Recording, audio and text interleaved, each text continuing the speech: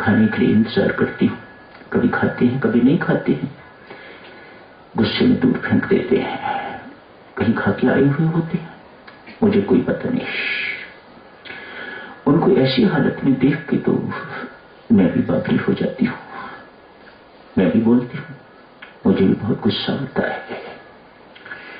मुझे क्रोधित देख के और क्रोधित होता है तो मेरी पिटाई शुरू कर देता है। ऐसी ही मेरी जिंदगी व्यतीत हो रही है। मेरे लाख समझाने पर भी मैं समझता नहीं।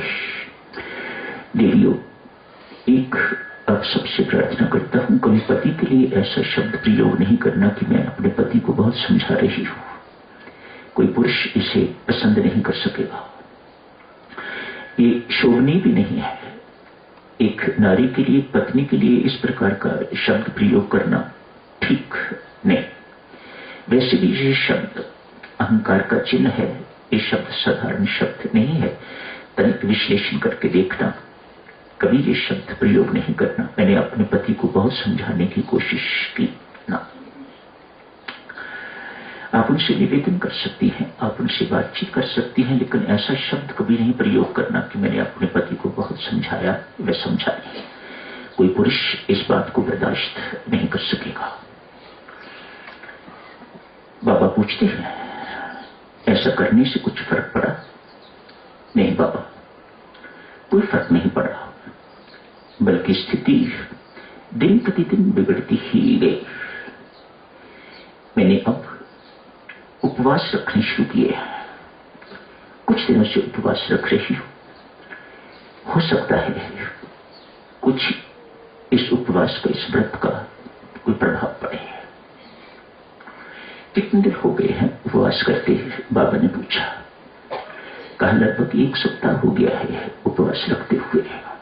अच्छा, क्या इससे तेरे क्रोध पर कुछ फर्क पड़ा कि नहीं पड़ा? नहीं बाबा, क्रोध पर तो नहीं। फिर जैसे ही शराब पी के आता है मैं क्रुद्ध हो जाती हूं। तो महात्मा उसे समझाते हैं, देवी तेरे समझाने से और उपाय करने से, उपवास से यदि तेरे क्रोध पर कोई फर्क नहीं पड़ा तो तू कैसे अपेक्षा कर सकती है कि तेरे पति के व्यवहार पर, स्वभाव पर फर्क पड़ेगा?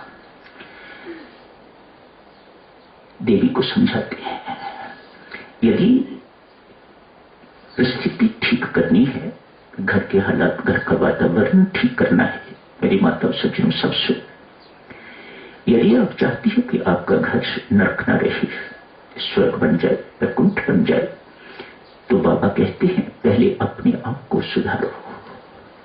जब तक आप अपने आप को नहीं सुधारोगे, आप दूसरों में सुधार की अपेक्षा नहीं रख सकते और नरक होगा भी नहीं। बाबा ठोक पे जाके कहते हैं तू सब कुछ करके देख ले, जब तक तू अपने आप को नहीं सुधारेगी तब तक तेरे घर के हालात ठीक नहीं होंगे।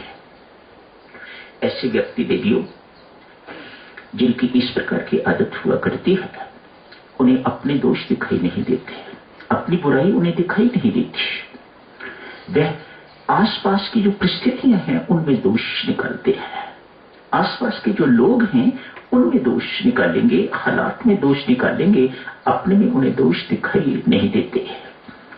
जो बुद्धि देवियों अपने दोष न देखने दे, पर दोषों में व्यस्त रहे, देखने में व्यस्त रहे, उस बुद्धि को दुर्बुद्धि कहा जाता है। ये आपको शांति देगी, उदासी देगी, बेचैनी देगी।